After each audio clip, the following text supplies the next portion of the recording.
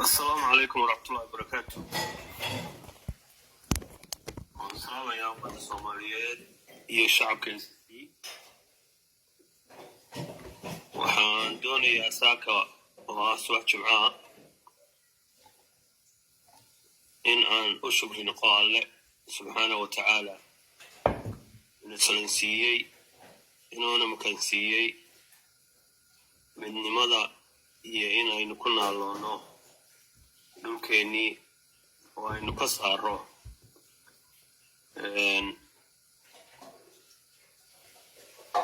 maamulkii ka talinayay muddada 15 sano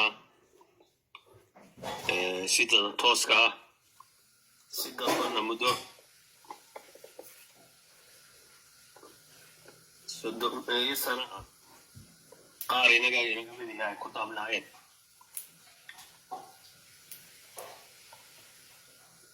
الله يا مدة ما هذا إسكاله عينكم كلا سنتني أود عينكم كلا سنتني النبي يأهل كيني يدرس كيني تيجانا دي عين ولا عين ينسلنسيي وحنا رجينيا ولو يدي سنة يعينوا إنه عتكيو إننا عينوا عتكيسنو بربرتاج على وحينو هي وجوشة إلى سلسية و إسكتشيغا يوم النمنا هدي أن تعالى إلى لنا وبحيدين نقطعنا وحلقيا باينة يقدلولوين يالتو وانا رجينيا وانا ودرسيا وانا إيه موقتا إنه يسور قل أهين إن دب أسنى ما يوتل صوف قبل استفي وحان سكدقيا إن شاء الله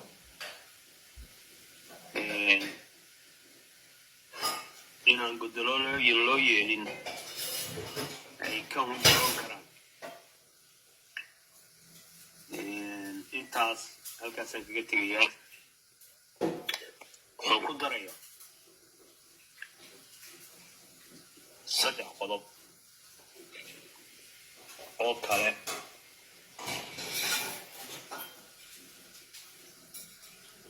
mid waxaan qodob ku odhanayaa dadka reer SNM midna waxaan wax ku odhanayaa dadka xeerasii midhaheedii macnaheena midda ugu dambaysana waxaan ku oranayaa miidiyaha Soomaaliya iyo dawladda Soomaaliya waxaan ku horeynayaa fariinteeda ku aadan maamulka SNM iyo shacabkiisa Soomaalidu waxay tiraahdaa waa yeel waayo waa inagu aan yeelin نعم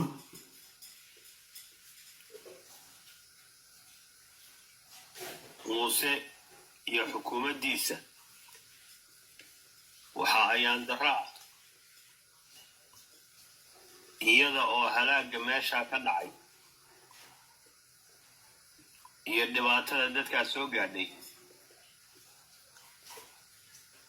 iyo ta'aad geysateen intuba ay muuqato oo ay markhaatimo doon tahay in xukuumaddii muuse weli ay dumayso dagaal ha dagaalantee maxaa ka maqan xeradeeday helaysaa shacabka taageerayow maxaa idinka maqan reer saaqo in gurigiisii la haysto maxaa idinka maqan ama walaalayaal gurigiisii lagu soo duulay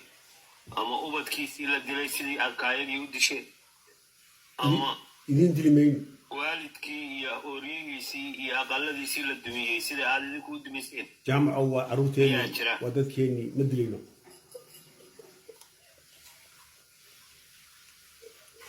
مجرو سومالي لان بانو نهي قرن بانو نهي قفع بان نهي إنجليز باتلتا يدا نقصعنا يلا بنتا intuba waxay suuragal ahayd markii gooja cade in annaga naga midii kula socod ay ku daabnayd macaan jecelka markii in annaga naga midii tawfiiqdii aragtida qabtay markii in annaga naga midii ay sandareero macaan jecel ku iibsanaysay cirdigeeda iyo sharafteeda nacam ina baash si wayna maatay ay dhamaatay mar haddii ay dhamaatay iska nasta Soomaalidu waxay tiraahdaa waxaad jeceshahay haddaad waxaad ka fursan weydaa la yeelaa nacam waxaynan ka fursanayn oo SSC iyo SNM ba inoo dan mas'aadi noo oo lama huraana labadeennaba in aynu wada jirkeena iyo wada noolaanshaheena iyo nabadgelyadeena iyo isdhexmarkeena iyo kala ganacsigeena iyo isgarabsigeena aynu ka shaqayno oo aynu is-aqballo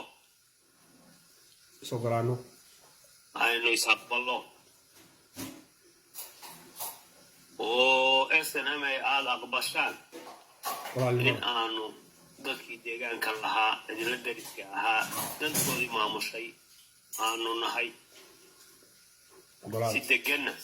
aynu wada noolaano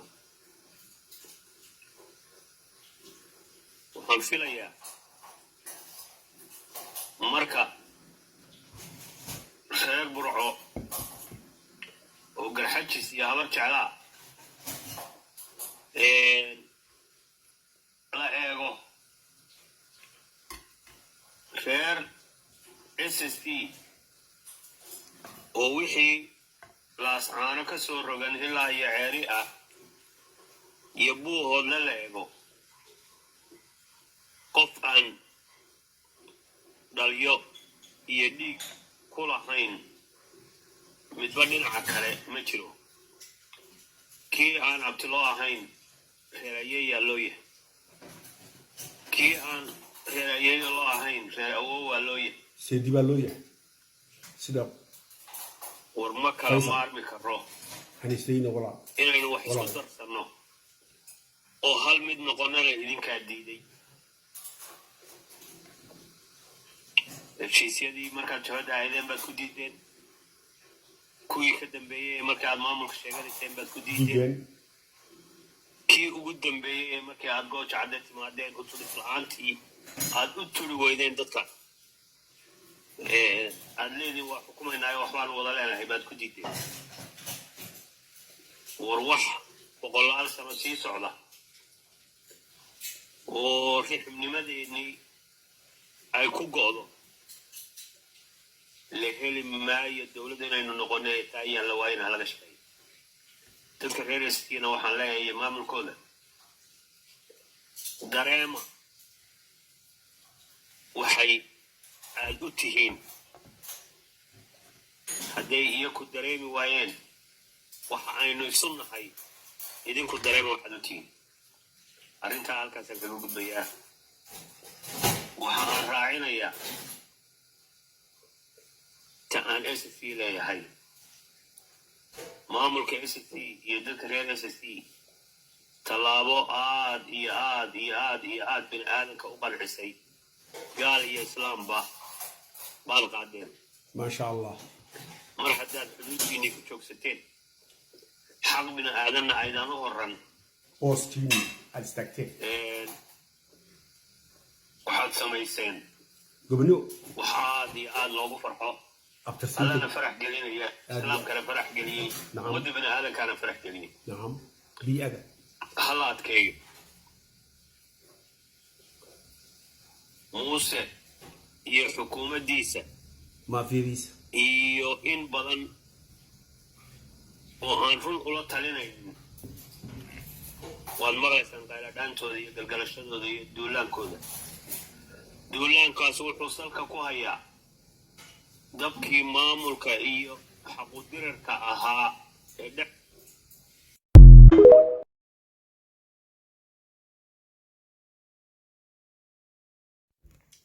qaybtii labaad iyo jaamac taladii uu siinayay reetolkii laba dhinacba ku soo dhawaada dhexdooda ka shidnaa inuu muuse deegaanka geliyo kabacdina uu dib u fadhiisto oo uu beertiisii uu hargeysa ku lahaa aado waxay isbaacsadaa iska jiriya isdila jiraanka kala durka iscolaadsada isdhibaateeyaana ay noqdaan dadkii ceel iyo cashin wadaagta ahaa doqonnimada bararag arrintaa waxaan farayaa waxgaradka SSC maamulka SRC isimada dhaqanka SSC runqaasha culimada dhalinyarada miidiyaha intaba in arrintaas laga shaqeeyo inayan dhicin lagana digtoonaado dadka uu muuse soo fuulayo ee iyagoo magac qabiil sita wax ka dhigi doona xuduudda gaas dhagolayaasha oo dhici doona mid xoolo la jooga dili doona mid meel iska maraya xabad ku dhufan doona habeenkii wax soo tuurtuuri doona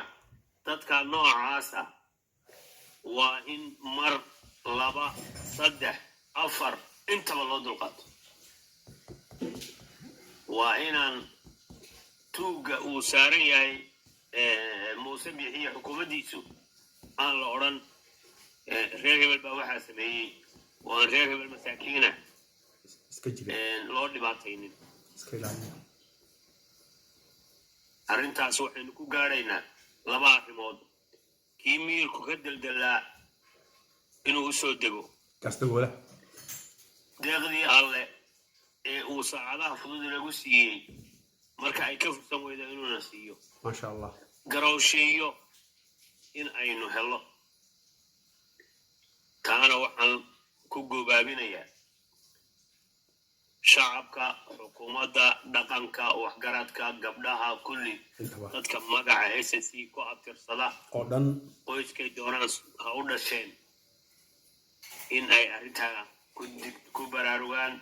kana digtoonaadaan ugu dambayn dowladda Soomaaliya xukuumadda ka jirta ee hadda ka talisa fadhiidka muddada 7 casho ah anigoo jimcihii dagaalku ka dhacay laascaanood jimcihiisii baan joogaa muddada 7 casho ah ama 8 casho ah kolley xukuumadda ana ma arag waxay soo saartay cidna igama sheekaynin waxaad moodaa in xukuumaddu ay arrintaa ka indhaqarsatay waa la taliyaasha muuse biixi waxaan leeyahay xukuumadda Soomaaliya sacab qorax laguma dedo dan kastaba iyo siyaasad kastaba ha jirto maanta 25 August wixii ka dambeeyay wax laga meermeeri karo ama la dedi karo lufudo waraan ama laga aamusi karo xasano ma aha SSC xamso xukuumaddu ha qaadato halliqdo mowqifkeeda dhabta ha muujiso kale dowladnimadeeda maxay tahay dowladnimo intaana waxaan leeyahay xukuumadda Soomaaliya inuu ka daalmay Allah soo hadiyo inkastoo arrinta ka socotay baarlamaanka ee dastuurka ku saabsanay horena aan qoraal uga sameeyey haddana aan ku celinayo aan leeyahay iyadoo aan xukuumaddu mowqifkeeda SSC qaadan dastuurkaas yuu noqonin mid wax laga bedelo iyo mid wax lagu daro mid wax la jaamac baa la yiraahdo waa la qorayaa dib loo qorayaa oo barqanaya noqonin wasto Australia labada aqal ha ka fiirsadeen arrintaas waqtigeedana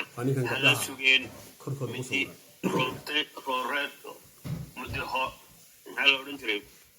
midi roortayntana ha joojiyeen ama midi raacinta ha joojiyeen wani raalaas caanood labada aqal dadka ku abtirsada SSC ama dhammaan xildhibaanada ummadda Soomaaliyeed ee Soomaalinimada ku weyn tahay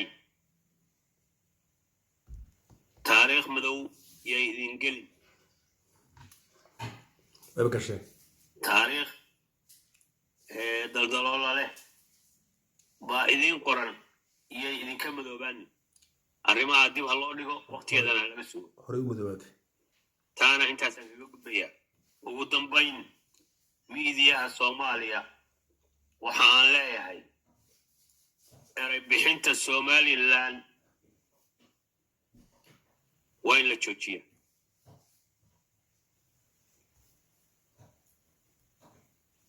suxufiga iyo institutionka saxaafadeed ee isticmaalaya magaca Somaliland waxaan ku boorinayaa una sheegayaa xusuusinayaana in aan maamulka Burco iyo Hargeysa uusan Somaliland ahayn Djibouti waa Jigjiga Garissa magacii ay ku qanacsan yihiin tusha ama idinku aad ugu yeeri kartaan Idorland ha loogu yeero Assamland arrintaas waxay soo gunaanaday Qoysland oo ay soo go'day Qufacland oo ay dhimatay 25 August final destination dhamaatay sida aad u leedihiin maamulka SSC qaatumo maamulka SNM dha yes حق واساس haddaad uga turaysaan maamulka SNM wixii kale aad ugu daraysaan ugu dara maamulka Idur laakiin waxaan codsanayaa oo codsan maaye aan u sheegayaa maamulka Reesha Qasaaq institutionkii aanu ka maqalo isaga oo ugu yeedhayo Somaliland inuu noola mid yahay Musabbix carabka barta jaamacada agara mandin kareenba Somaliland waxa ereygaas la sitay ama magac bixintaas ay jirtay markay iyana ku doodayeen in ay xuduudda Ingiriiska leeyihiin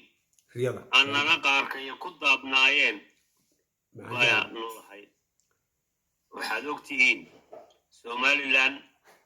in ay reer ceeri gaabo dadka ugu faraha badan ee degmooyinkaas ayan xildhibaanka ama haddii aan carabkaba ku dhufto beesha horsan geli inay hal xildhibaan ku lahayn maamulka SNM ee ka dhisan Hargeysa dulmi badana haddii arrintu saa tahay sababta aad ninka jooga maxaa la yidhahdaa carra warsan geli aad Somaliland ugu tilmaamaysaan suxufiyiinta muxuu yahay ra'yigaas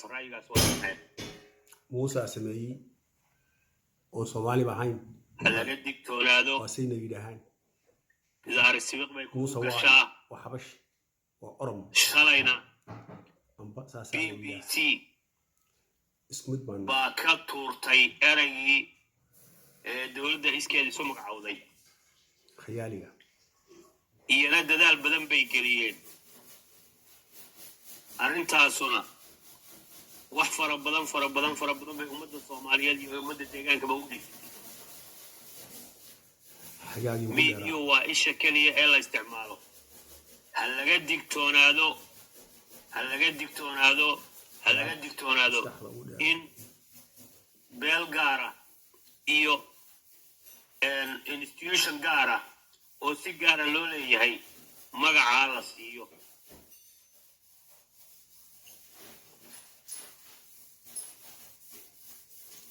khiyaaliga waan idin salaamaya assalaamu calaykum waraxmatullahi wabarakaatu jimca mubarak ninkaasi waa nin la yidhaahaa jaamac crash oo ila jooga Western Australia oo daraawiishta ah kulligano daraawiish baan nahay kulligano kacaanka barakaysan ee buluugan ku jira mahad ilaah baa iskale waa maalintii 9aad oo barqanayno khaaduka noolaha miskiinkii alle oo idinka soo diraya caleemo qoyan ubax qoyan okay idinka soo diraya Western Australia isaga jaamac reer Somali miyaaraha Somalilandtii beenta ahayd ta dhabta ah ayaynu qaadnay dhabaheedii Somaliland Djibouti baa Somaliland Jigjiga ah jinacsani baa ah jabad kasta oo Soomaali leedahay ayaa ah Somaliland dhamaadkii dhabayaasha daan daba gaale ilaahina gaarsi